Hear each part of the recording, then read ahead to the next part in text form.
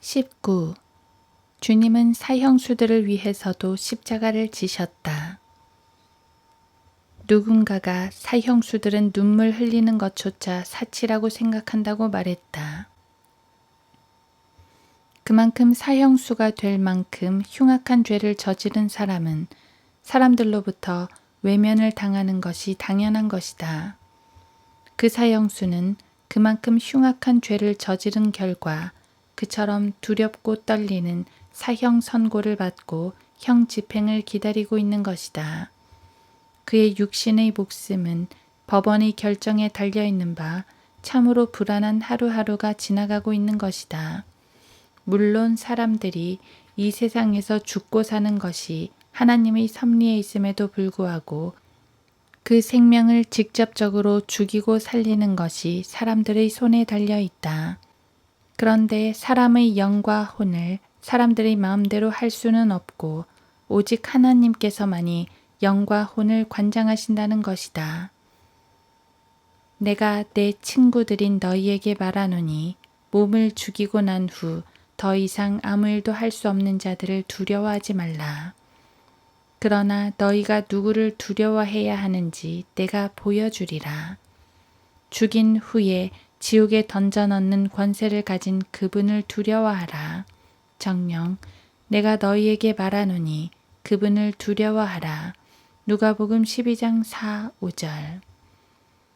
사람들 편에서 보자면 사형수 한 사람의 혼의 가치는 무가치해 보일지 모르나 성경은 한 혼이 그 무엇보다 귀하다고 말씀하시는데 예수님께서 잃어버린 한 마리의 양의 비유를 통해서 그렇게 말씀하셨다.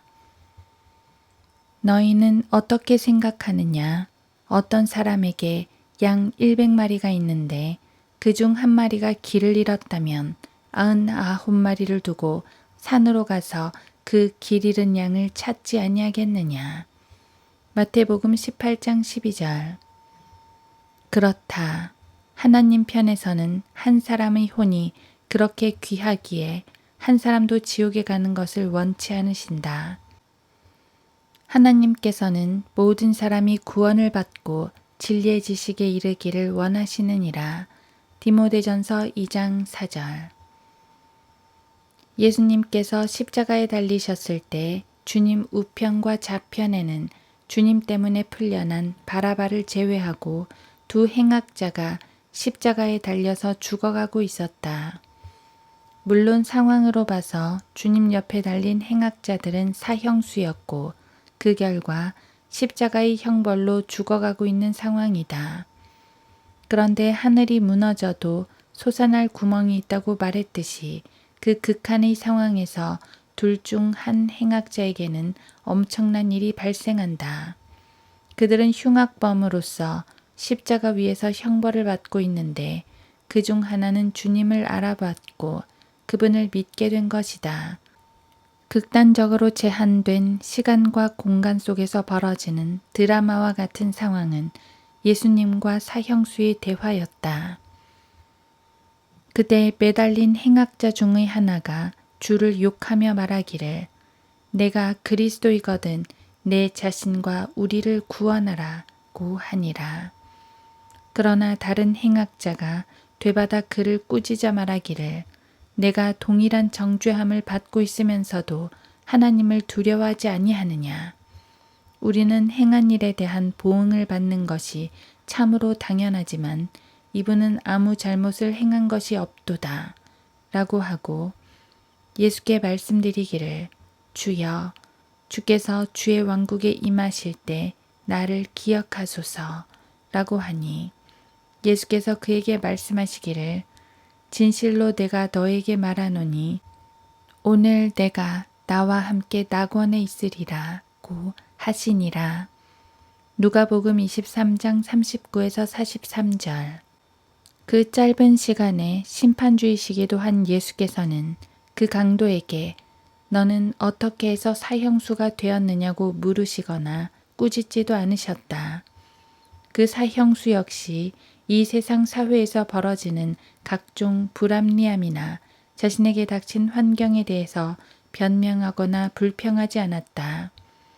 사람들 시각에서 보자면 예수님과 사형수의 대화는 시시껄렁해 보일 수 있었다. 그러나 거기에는 놀라운 복음이 있었고 인간 생애에 있어서 가장 위대한 결단의 고백이 있었던 것이다. 그는 처음에는 다른 행악자와 마찬가지로 예수님을 비난했을 것이다. 주와 함께 십자가에 못 박힌 강도들도 이같이 주를 비난하더라. 마태복음 27장 44절. 그러나 곧 그의 마음은 변했고 자신이 죄인이라는 사실을 알게 되었으며 옆에 매달리신 예수님께서는 아무런 죄도 없으신 하나님의 아들, 곧 메시아, 왕으로 오신 주라는 사실을 믿었던 것이다. 그는 자신의 구원을 주님께 요청했고 주님은 그 순간 너는 아무런 선한 행위를 한 것이 없으니 자격이 없다고 말씀하시지 않으시고 단순히 오늘 내가 나와 함께 낙원에 있으리라고 간결하게만 말씀하셨다. 그 강도의 구원은 예수님의 그 짧은 말씀으로 좋겠다. 오늘 내가 나와 함께 낙원에 있으리라. 이 말씀은 죽어서 지옥으로 향하던 죄인에게 있어서 엄청난 반전과 복을 안겨다 준 말씀이 아닐 수 없다. 그야말로 사람들이 흔히 쓰는 말, 지옥에서 천국으로인 것이다. 그가 예수 그리스도를 주라고 믿는 그 순간 마음속에 있었던 그 간절한 한마디를 고백한 것 때문에 영혼을 낙원에서 보낼 수 있는 그 특권을 얻게 되었다. 죽음을 향해서 달려가는 그에게 이보다 소중한 그 무엇이 있겠으며 그 무엇과 바꿀 수 있겠는가. 그는 짧은 순간에 주님을 믿고 십자가상에서 고통당하시는 예수 그리스도를 통해서 구원받는 특권을 누렸다. 주님의 구원 계획은 누구나 그분을 믿고 구주로 받아들이면 구원해 주신다는 것이다. 특별히 예정된 사람, 즉 선택된 사람만 구원받을 수 있다고 하는 사람들은 성경을 몰라도 한참 모르는 사람들이다. 하나님께서 세상을 이처럼 사랑하셔서 그의 독생자를 주셨으니 이는 그를 믿는 사람은 누구든지 멸망하지 않고 영생을 얻게 하려 하심이니라. 요한복음 3장 16절. 성경은 살인자에게도 강도에게도 선한 사람에게도 잘난 사람에게도 못난 사람에게도 개인의 결단을 촉구하신다. 그들이 말하기를 주 예수 그리스도를 믿으라. 그리하면 너와 내 집안이 구원을 받으리라고 하니라. 사도행전 16장 31절. 그리고 그 촉구에 응한 사람은 구원받는 것이다.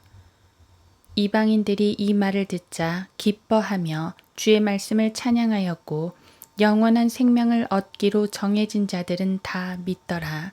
사도행전 13장 48절. 정해진 사람은 구원을 받더라. 이 말씀을 오해하면 예정된 사람들이라고 믿게 된다. 그러나 성경이 말씀하시는 이 사람들은 참고 선을 행하여 영광과 존귀와 썩지 아니함을 구하는 자들인데 하나님께서는 그런 사람들에게 영원한 생명을 허락하신다. 로마서 2장 7절. 그런데 대한민국의 많은 목사들이 혼들을 구령하는 일보다 사형수들에 대한 연민을 가지고 사형제를 폐지하라고 집회를 통해 목소리를 높이는 것을 볼 수 있다. 성경의 마지막 때에 사람들이 어떻게 변할 것이며 믿음이 얼마만큼 쇠퇴할 것인지를 말씀하셨다. 악한 사람들과 사기꾼들은 더욱 악해져서 속이기도 하고 속기도 하리라. 디모데후서 3장 13절. 정부가 범죄 예방을 위해서 아무리 인원을 충원해서 단속을 하고 대책을 세워서 관리한다고 한들 갈수록 상실되는 인간성과 사악함에 대해서 그 무엇을 할 수 없다. 교회는 세상 일에 뛰어들어 자신의 본분을 망각하는 어리석은 일을 하지 말아야 한다. 예수님의 지상 명령에 순종하여 밖에 나가 복음을 전해서 어차피 죽어가는 혼들을 구령해야지 사회 캠페인을 벌이고 세상 정화 운동이나 하라고 우리를 부르신 것이 아니다. 교회의 할 일은 사형제도 폐지 운동이 아니라 그들에게 복음을 전해야 한다. 왜냐하면 육신의 생명을 잃게 되는 사형수도 복음을 듣고 구원받으면 일시적인 안개와 같은 육신의 생명 대신 영원한 생명을 얻을 수 있기 때문이다. 그러므로 너희는 가서 모든 민족을 가르치고 아버지와 아들과 성령의 이름으로 침례를 주며 내가 너희에게 명령한 모든 것을 가르쳐 지키게 하라. 보라, 내가 세상 끝까지 너희와 항상 함께 있으리라고 하시더라. 아멘. 마태복음 28장 19, 20절.